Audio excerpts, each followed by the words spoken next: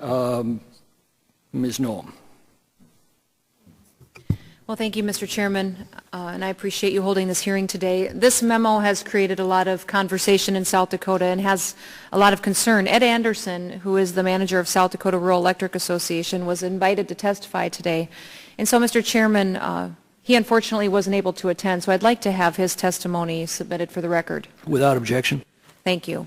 You know, I've been meeting with many utilities across South Dakota the last several months, just discussing some of the challenges that they face. One of them was telling me just a week and a half ago that they've had a 30% increase in their rates that they've had to pass on the last 3 years to their customers that they can directly attribute just to regulations that they're forced to comply with that come from the federal government.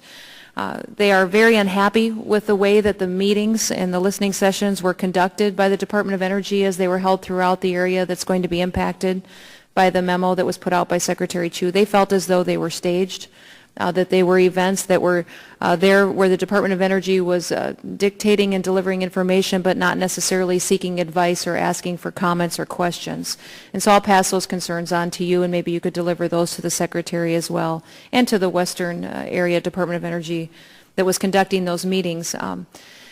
One of the biggest concerns that comes out of the memo is obviously the need for infrastructure upgrades and problems where there's been gaps in delivery and gaps and failure that has been put upon them. And as they've approached the Department of Energy asking where the concerns are, they have not received much feedback as far as specifics on where the concerns lie and where the concerns lie within WAPA. And so with that, my question for you, Ms. Azar, is how long, first of all, will the comment period be when the draft first gets published? Will you have a comment period, and how long will it be?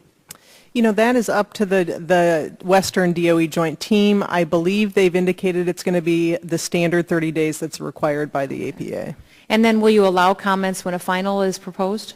They're following, my understanding is the standard Western practice, which is you get to respond to the draft recommendations, and then Western makes a decision, and they'll be publishing, they'll be sending their recommendations on to the Secretary. Okay, so the final's not necessarily debatable or no input given once that comes out the door. I understand that's not their normal practice. Okay.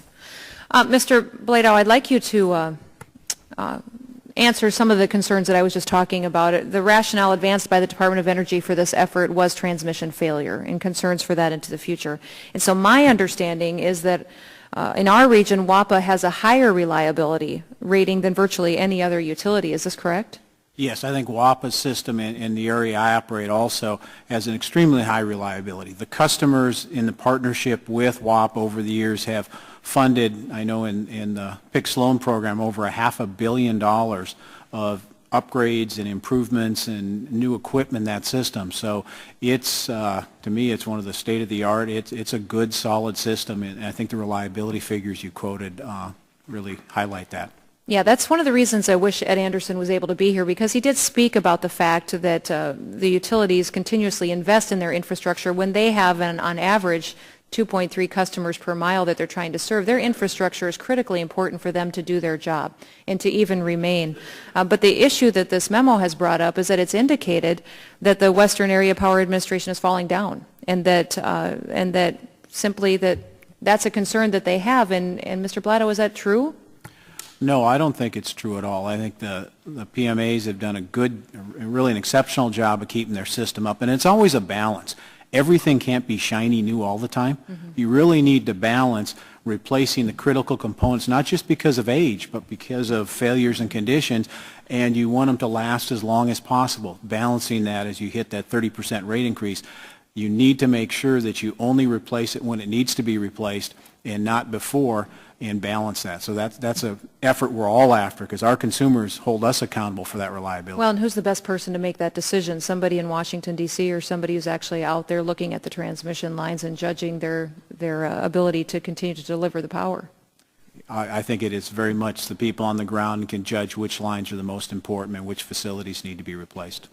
Mm-hmm. Ms. Azar, just another question. I know Secretary Chu said in the memo that some areas are doing an admirable job of delivering and implementing DOE's goals, but that some can do better.